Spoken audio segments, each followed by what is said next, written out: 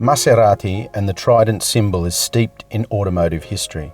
From the world's great racetracks to the rarefied air of the world's most expensive cities, Maserati has always evoked a sense of class, style, and exclusivity. The brand is recording incredible success, and it's thanks to vehicles like this.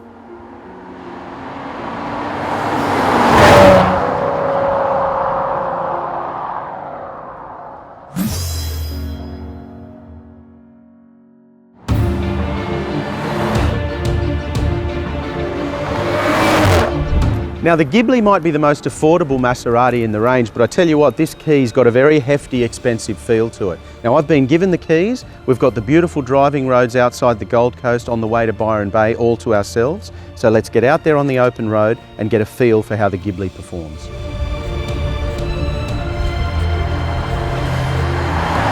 Now interestingly, Maserati's bucked the recent trend of steering systems that we've seen, and they've opted for a traditional hydraulically assisted power steering system, and it works beautifully in the Ghibli. There's a real sharp, crisp feel to it, turn in is fantastic, and you simply pick your line through the corner and it just sticks to it. It's fantastic. The Ghibli range starts at $138,900 for the diesel. This current range topper with the petrol engine is powered by a twin-turbo V6 generating 301 kilowatts and 550 newton meters. It sprints from 0 to 100 kilometers an hour in 5 seconds flat.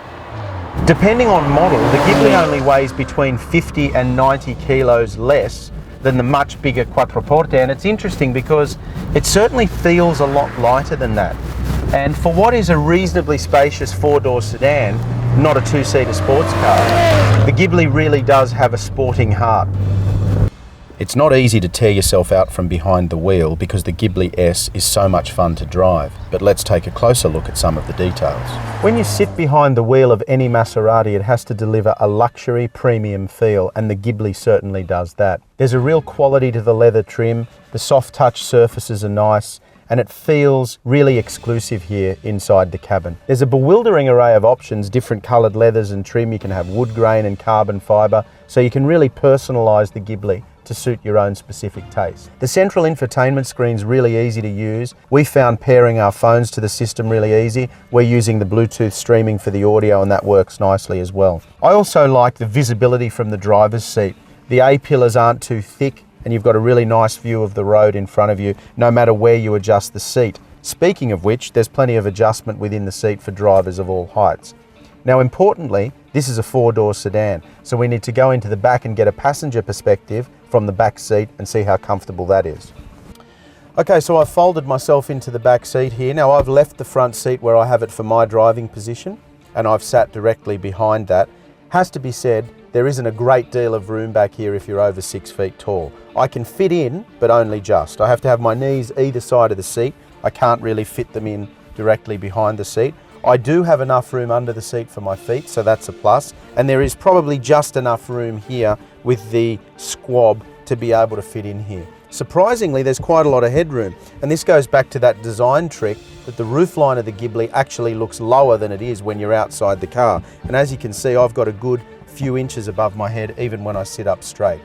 It is tight back here though for taller passengers.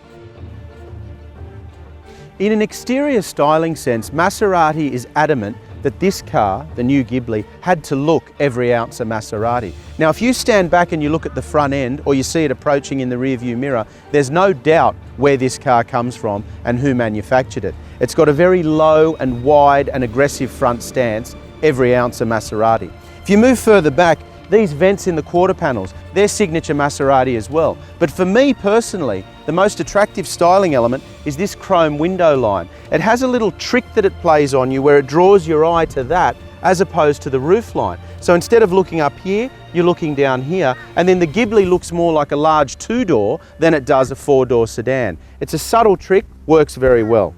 Now we've been lucky enough to spend a good few hours behind the wheel of the Ghibli now, out here on the open road, and there's no doubt that it's every ounce a driver's car. It's a vastly different car to the Quattroporte, not just in price.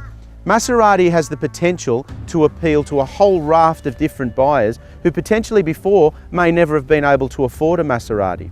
Importantly though, they've managed to inject the DNA into this car so it still looks and feels like a premium Italian vehicle. And perhaps it's that makes it such a great car.